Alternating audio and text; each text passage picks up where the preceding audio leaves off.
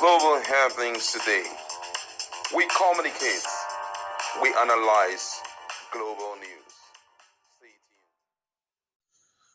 As Nigerians are preparing for the 2027 elections, the opposition are doing their best, ranging from the Labour Party, ADC, SDP, and NNPP. But interestingly, the umpire will still be Inec, talking about Independent National Electoral Commission, and Professor Yakubu Mahmood has finished his tenure. The big question is, who is going to be the next Inec chairman?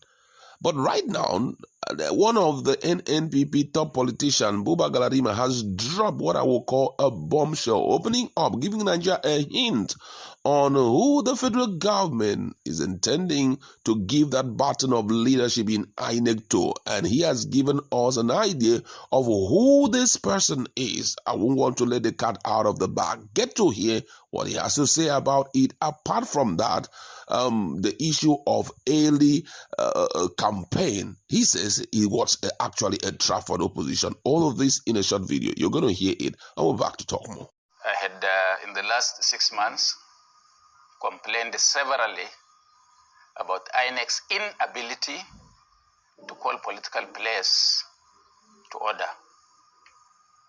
And I came to realize, painfully too, that they are not in a position to do that because those who pay the piper dictates the tune. This issue of campaigning before being allowed by INEC was started by the government of the day. And this suggests that INEC cannot be an empire in a political environment as we have today. If they don't have the lever to even say, please, don't, we have not yet allowed politicians to start. But I also want to say that the wisdom by the APC to start campaign early is because they wanted to see their opponents such that they will, through time, before time, cut them into pieces. And I saw some of my friends in the opposition just fall into the trap because they are not seasoned politicians. They are opportunists in politics. If they had known, or if they are politicians, they couldn't have danced to the drum being beaten by the APC. Now you can see some of them started with SDP. I was here on this platform to warn them that no opposition politician in his right senses will start a marathon race against a sitting government. Because by the time it is time for you to say go, you are already tired and exhausted. And this is exactly the trap they fell into. So they were decimated in the SDP. They moved to the ADC. They are still shouting. It's not yet time. And they will get exhausted. They will be dismembered. Especially come November, there is rumors all over the place that this government is nominating a just retired Court of Appeal judge who is known for notoriety to be the chairman of INEC. I wish it is not true, because if that man becomes the chairman of INEC, be rest assured that this government is inviting a civil war in this country. We hope. Galadima from NNPP. do you agree with some of the things that he has said? Don't forget that he's a very seasoned politician who has been in politics for years. Do you agree with some of the points that he has made, especially talking about the trap that APC set out for, the opposition, which unfortunately they fell into? Do you agree with his standpoint that it was actually a trap rolling out some of their key contenders? I can't totally agree with him. Agree with him in the sense that, unfortunately, we now discovered, painfully so, that the umpire Inec have no control over politicking, because usually they are the one that will say, no matter what, we are the umpire.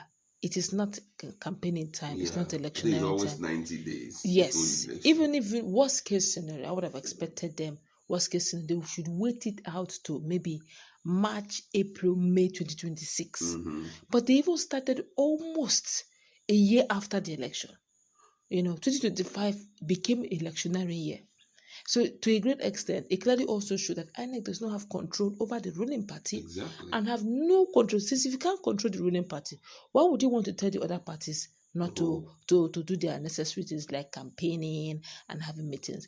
And then again, I also believe that in them coming out, they wanted to know who are the seasoned people, who are those people who have the capacity to knock us off. When Sheyi Makinde said he was going to contest, did he say anybody disturb him? Even Wike is not disturbed. You can go ahead and contest. You are not a wait.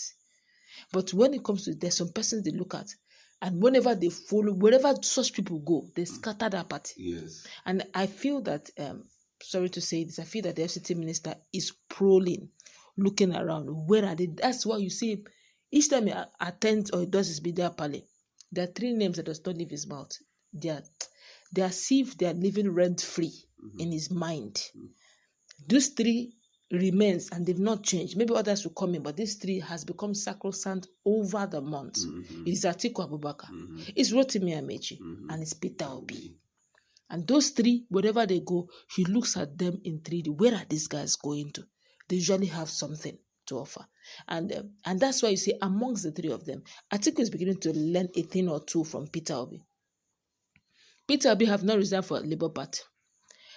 And Wike has stylishly asked a question, trying to see where he's going to say, he does not, that guy does not have a platform. Even Boala has said it to him during an interview. Say, Peter Obi has been right now, he may not even have a platform. All of that is for him to say, actually, I'm going to be contesting in Labour Party. He said they will scatter that Labour Party. He said it's Labour Party, but today he's no more in Labour Party. He has gone to, so you see him is so quiet. He said, for now, it's all about governance. He has refused to mention any place, but he's in everybody's eyes.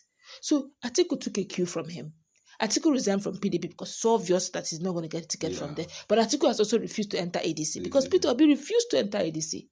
Peter Obi did not resign from LP. He has no problem with LP. He said he's in coalition. He did not say he's an ADC member. He's also observing. So they're watching which party are these people going to. And they have refused to mention, because it's obvious to Peter Obi that everywhere he goes, they send, before he gets, they go ahead of him and send for Wahala and Katakata in the party. So he had said to watch which of the, where he's sending the Wahala. So he's observing, and they also follow. So he's actually leading.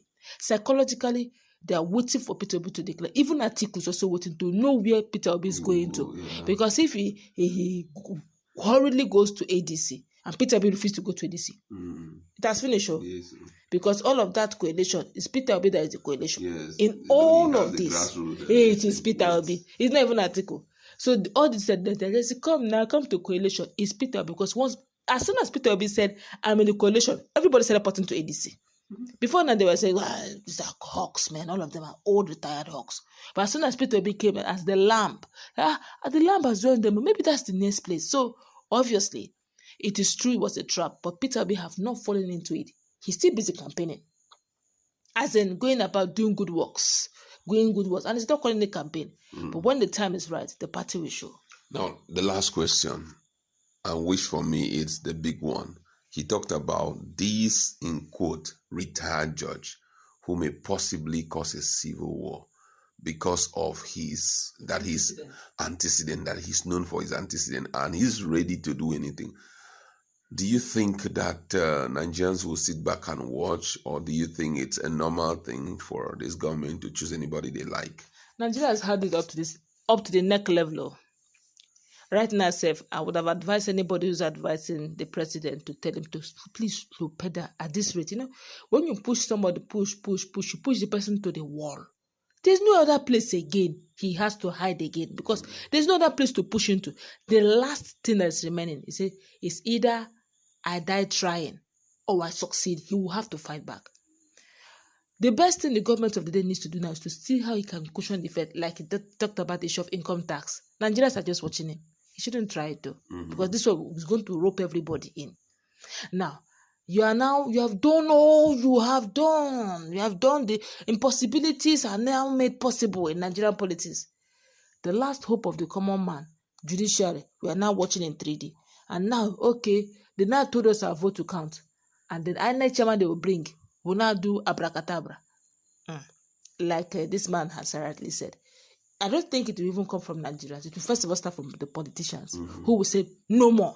Because this coalition they are forming is coalition of veterans who want to say, we have blocked here. Let me see how you're going to rig this one.